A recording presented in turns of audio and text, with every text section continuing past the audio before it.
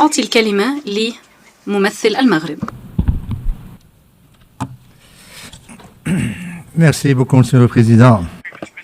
شكرا جزيلا سيدي الرئيس.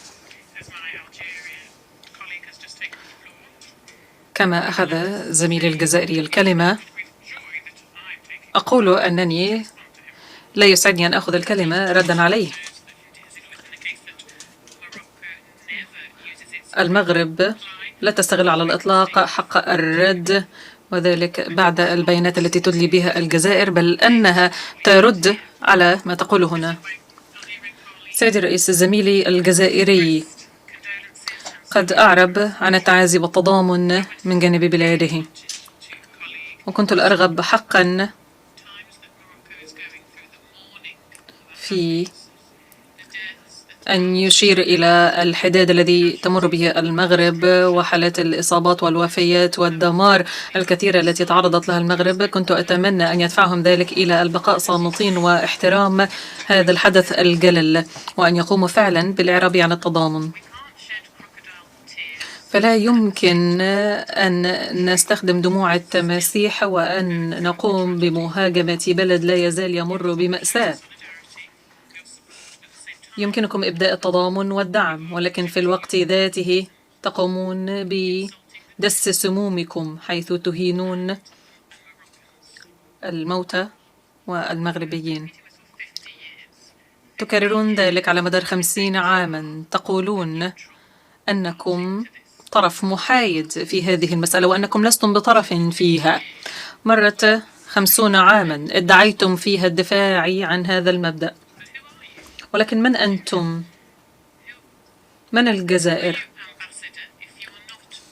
من أنت يا السفير إن لم تكن طرف في هذه المسألة؟ ما الذي كان يدفعك إلى أخذ الكلمة إن لم تكن طرفا في هذه المسألة؟ استمعنا في فترة ما بعد الظهر إلى الكثير من الوفود التي استغلت حق الرد، ولكن هذه الوفود لديها نزاعات مباشرة. ولكن لماذا أخذت الجزائر الكلمة؟ أخذتها لأنها محايدة، أم لأنها ليست طرف في هذه القضية، أم لأنها تدافع عن مبدأ أو تدافع عن الاستفتاء؟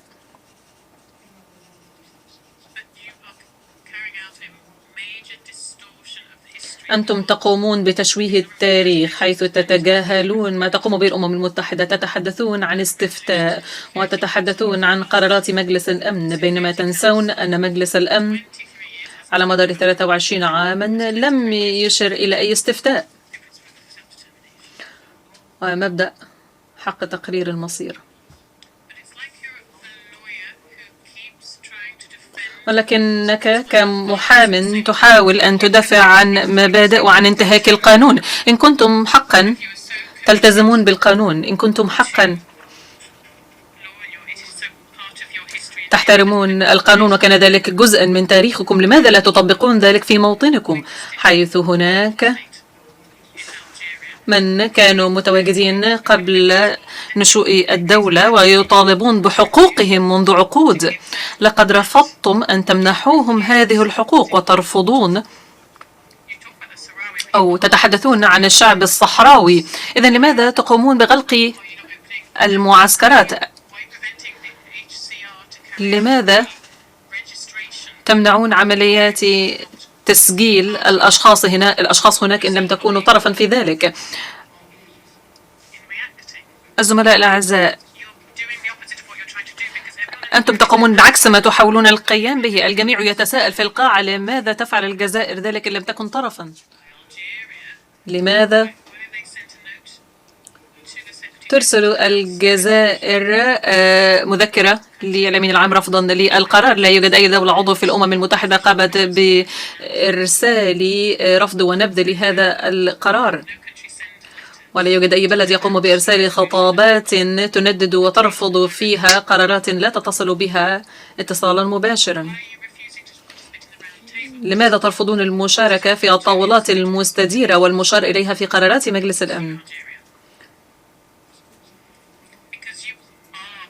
الجزائر، أنتم طرف. أنتم ترفضون الاستماع إلى مجلس الأمن وتنتقون القرارات التي تناسبكم وتنسون غيرها. لدي خطاب هنا من زميلك السابق مؤرخ 22 يوليو تموز، ويقول الجزائر على استعداد للنظر في مقترح يخص تقسيم منطقة الصحراء بين الصحراويين ومملكة المغرب. وكان الرد من جانب المغرب في اليوم نفسه هو لا أبدا، لا تقسيم مع أي طرف، لا نقبل أي تقسيم لشعبنا شعب المغرب ولا لهذه المنطقة. أنتم تشوهون التاريخ وتحاولون أن تقدموا أنفسكم وكأنكم لا مصلحة مباشرة لكم، ولكنكم عليكم مسؤولية.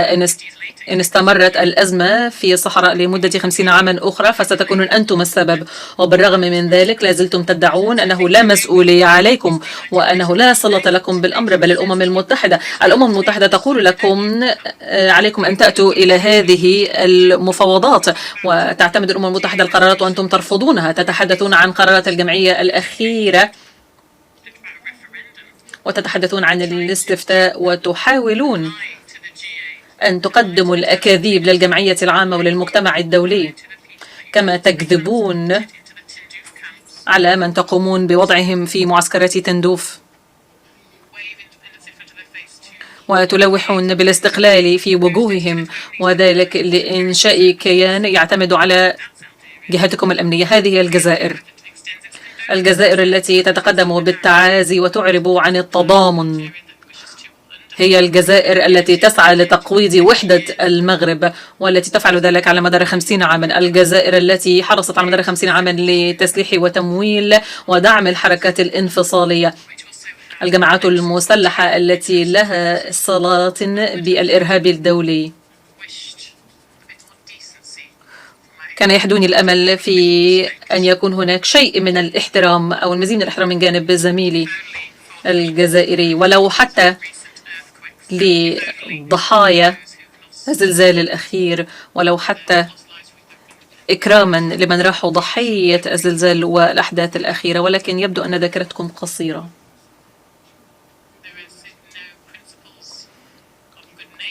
فلا يوجد مبادئ لحسن الجوار ولا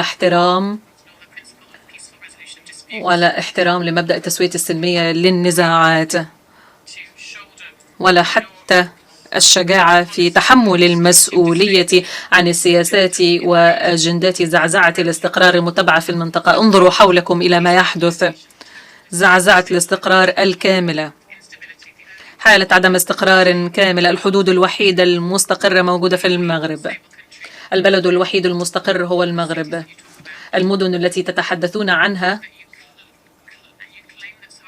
وتدعون أن الصحراء عبارة عن جنة أفضل من المدن في الجزائر، حيث يقف الناس في طوابير انتظارا للحصول على القمح والدقيق والحليب. هذه الجزائر التي تنفق المليارات من الدولارات لتمويل الجماعات الانفصالية وتقوم بتجويع شعبها. اقرأوا التقرير الصادر عن خبير حرية التجمع الذي قام بنشر تقريره بعد أسبوع من زيارته للجزائر، حيث يصف القيود المفروضة على الحركة وعمليات السجن وتوجيه الاتهامات الكاذبة ضد الأطراف المختلفة. هذه الحرية التي تتحدثون عنها في الجزائر، هذا هو حق تقرير المصير الذي تتحدثون عنه. اسمحوا لشعبكم بأن يتمتع بحق تقرير المصير قبل أن تطالبوا بنفس الحق للشعوب الأخرى.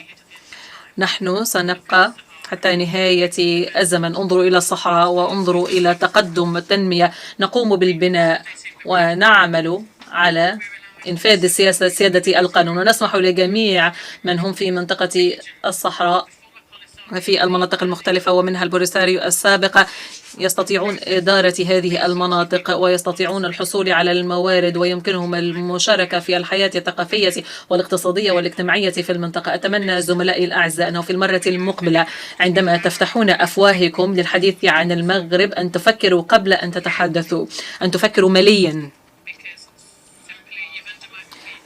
لأنكم